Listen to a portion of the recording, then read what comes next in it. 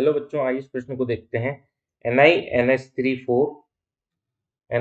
4 NiCl जो है NiNH3 4 NiCl4 का IUPAC नाम है। तो यहाँ पर हमें इसका यौगिक का IUPAC नाम यहाँ पर हमें प्रश्न में पूछा गया है और 4 विकल्प हमें यहाँ पर दिए गए हैं।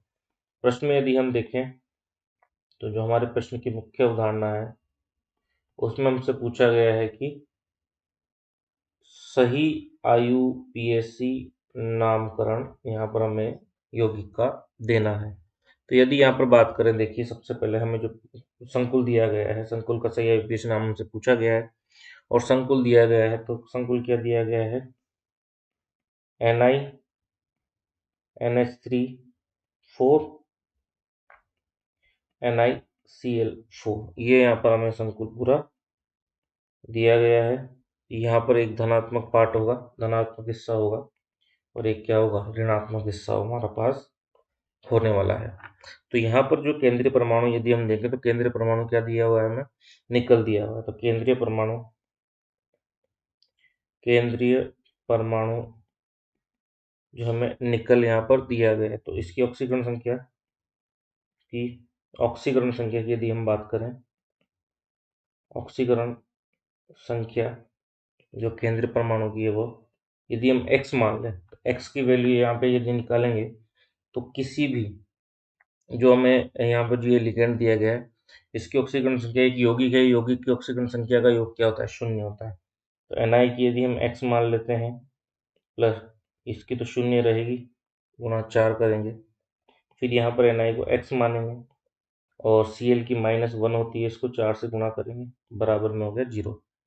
तो यहाँ पर जो है ये तो 0 हो जाएगा और ये -4 तो 2x, -4 बराबर 0, तो x बराबर कितना आ जाएगा? प्लस का 2। तो यहाँ पर x की वैल्यू कितनी आ गई हमारे पास? +2।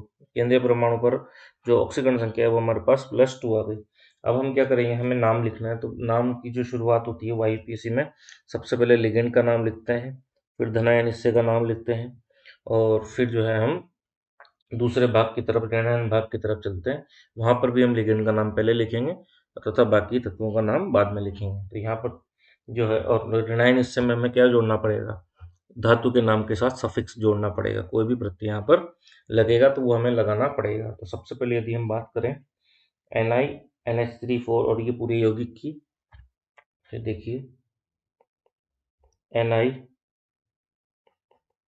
NiNH3 4, ठीक है, और दूसरा हमारे पास है NiCl4, ठीक है। तो इसका यदि हम IUPAC नाम लिखेंगे तो पहले इसमें लिगेंड लिखेंगे तो क्या दिया गया है? एमीन दिया गया है। कितने एमीन? 4 एमीन। तो इसको क्या लिखेंगे? Tetra amine. और क्या दिया गया है? निकल दिया गया है। तो धनायन पार्ट में हम जो धातु होती है उसके नाम में कोई परिवर्तन नहीं करते, निकल। और निकल पर भी हमने जो है ऑक्सीकरण संख्या कितनी निकाली? प्लस का 2 निकाली, ठीक है। अब यहाँ पर बात करें हम दूसरे वाले ऋणात्मक हिस्से की यदि बात करें तो यहाँ पर लिगेंड दिया है क्लोरीन। तो यहाँ पर हम लिखेंगे कितने दिए गए? 4। तो 4 को हम लिखेंगे टेट्रा और क्लोरीन को यहाँ पर क्या लिखेंगे हम? क्लोरिडो, टेट्रा क्लोरिडो। और निकल को क्या बोलेंगे?